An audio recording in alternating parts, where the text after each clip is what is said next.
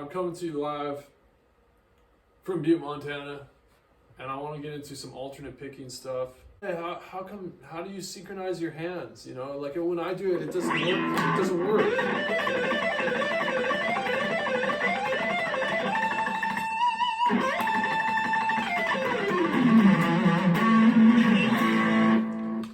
And you know what? I've worked with that for a long time, and as a matter of fact, I actually built a free course on it. It's called Alternate Picking Master, and there's a link for it in the description below.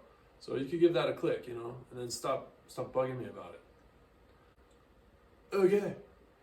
But I do want to help people out nonetheless. You know, that's actually why I built the free course that's in the description below with the link that you can click, Alternate Picking Mastery. But I also want to help you here now in the video because I'm not trying to waste your time, although I do tend to ramble. Okay. What we can do is we can start with an easy lick. Why don't we do something 3 notes per string? And here's what everyone misses, okay? Is everyone still thinks that they're alternate picking, and they're not. They're going like this. Notice I'm going down, up, down, down. You know, and you're like, oh, I'm alternate picking. Look.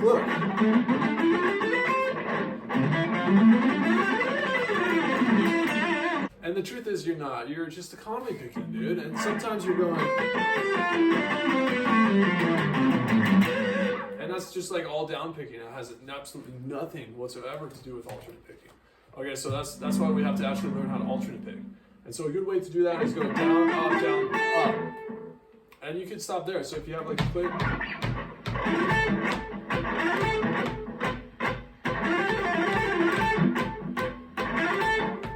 Go down, up, down, up. I kind of start on the upbeat, so it's like and.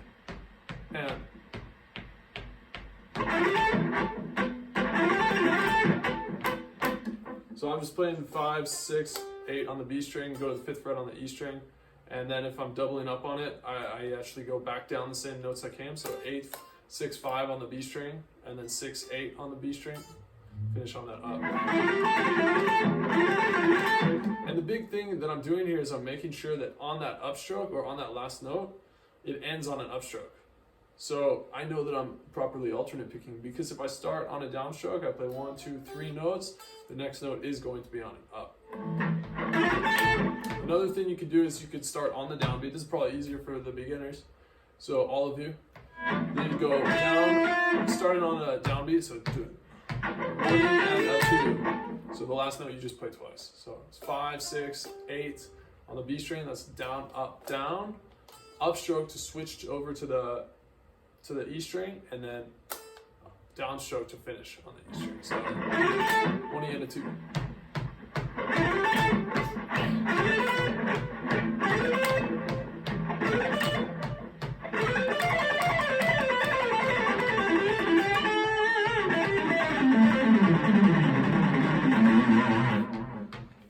So yeah, that's a good way to work on your 16th notes. I think 16th notes are really easy to play and possibly like a good one to start with. So maybe you can even start on just 1 string before you worry about changing the strings. Although I'm gonna be totally honest with you, all your problems that have to do with alternate picking are based around changing the string. So if you understand how to change the string in one picking direction and then you do it with the other, you should be solid. What I mean by that is starting on an upstroke, starting on a downstroke.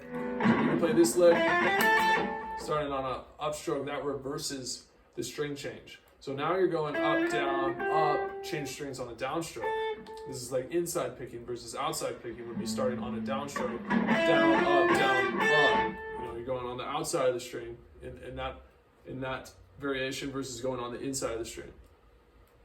If you get both of them down, you're going to have an easier time with all your alternate picking across the board.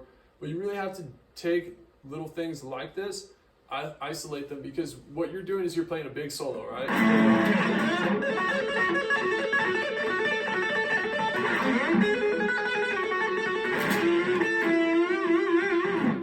And you're like, but when I get to this, like...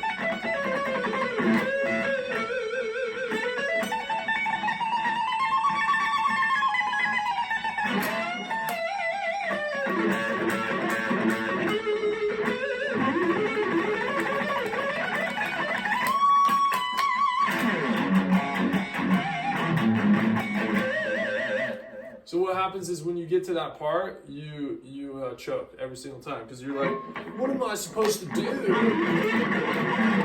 Oh my God, I'm playing the guitar. Like that's you. So you have to go like this. You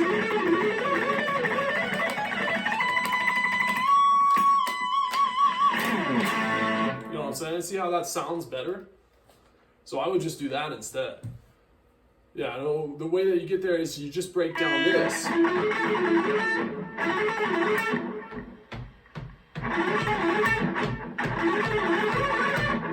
know, you can add to it from there, or you could break down each little portion of it. So the next one would be this, right?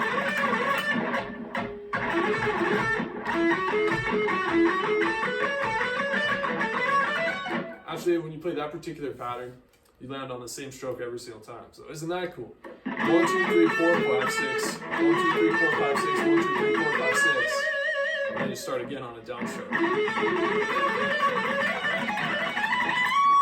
So that's not what Randy plays, and he doesn't play this either. But I think that's what Gus G did. But Randy goes like this.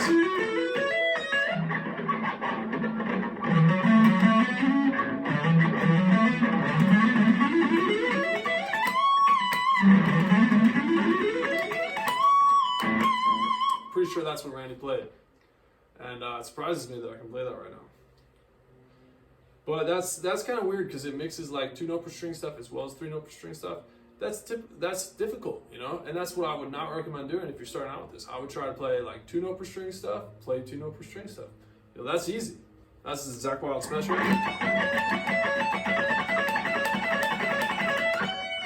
Major 7 arpeggios.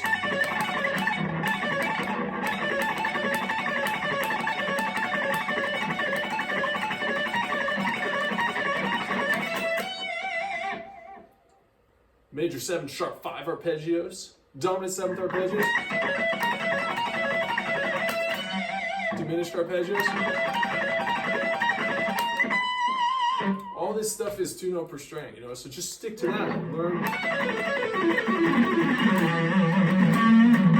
And then work in your 3-note per string stuff. Because they're two very different things, and like people can't even play one or try and put them together. Don't do that. Take my free course. It's called Alternate Picking Mastery.